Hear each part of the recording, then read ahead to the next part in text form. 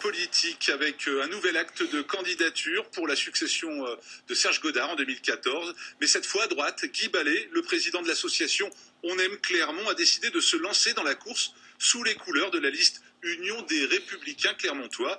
Il s'affiche ainsi en concurrence avec Jean-Pierre Brenas et Gilles-Jean Portejoie du même parti. Je vous propose d'écouter les motivations qui l'ont conduit à faire acte de candidature. Moi, je suis Clermontois depuis 65 ans. Je souhaite m'impliquer et montrer mon attachement à Clermont. J'observe que depuis 2 ou 3 décennies, on recule. On était devant Montpellier, on était devant Grenoble, on était devant Saint-Étienne. On est de plus en plus aujourd'hui à la ramasse dans plein de domaines. Je trouve que c'est pas normal. On est au cœur de l'Europe, à un carrefour. Et aujourd'hui, j'aimerais bien faire partie des gens qui vont redonner de la vie à Clermont et à la future métropole Clermont-Vichy.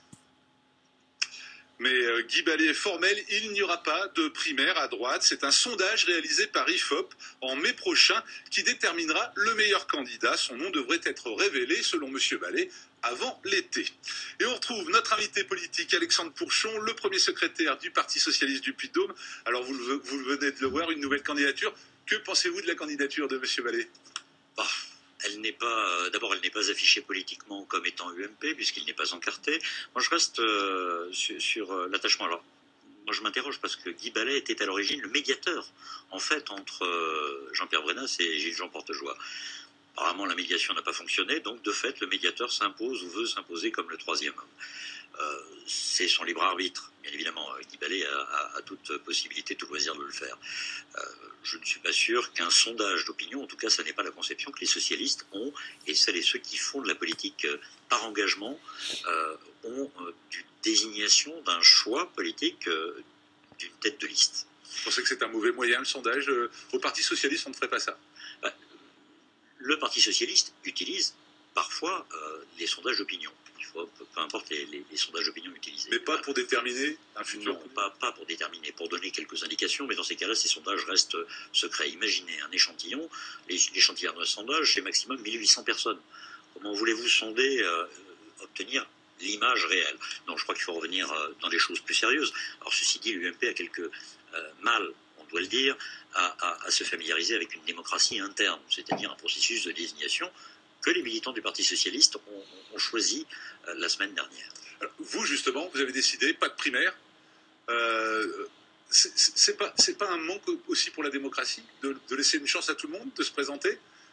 Alors, pour faire plus clair, les socialistes, moi, en tant que premier des socialistes, je n'ai pas choisi pour ou contre la primaire. Je n'ai pas donné d'avis à titre personnel et ça n'était pas mon but. J'ai simplement, à la tête d'un parti politique départemental, remis entre les mains de ce qu'on appelle le Parlement des socialistes, c'est-à-dire le Conseil fédéral, le choix du mode de désignation. Ils ont discuté, ils ont débattu de manière très digne, très responsable, et je dois dire que les débats se sont déroulés de manière très respectueuse de part et d'autre. Au terme de ces 2 longues heures de débat, eh bien, ce même Parlement, c'est-à-dire ces 81 personnes, se sont exprimées par le biais d'un vote, choisissant à quasiment 82% de rester, dès lors que l'environnement politique, les considérations et les choix qui étaient les leurs les amenaient plus à une désignation interne, soit environ un petit peu plus de 500 militants qui auront à se prononcer dans ce cadre-là, mais sur des bases politiques. Plus important au-delà de la désignation. Et il ne fallait pas mettre la charrue avant les bœufs. C'est ce que semblent indiquer aujourd'hui les multiples candidatures à droite. Je crois qu'avant de chercher les têtes d'affiche, les têtes de liste, et c'est ce que feront les socialistes au mois de mai, au mois de juin, nous allons d'abord travailler sur le projet. Bien sûr. Tout simplement parce que les Clermontoises et les Clermontois attendent de nous un projet. J'avais encore quelques questions à vous poser sur les déclarations de patrimoine, mais on aura l'occasion d'en reparler une prochaine fois.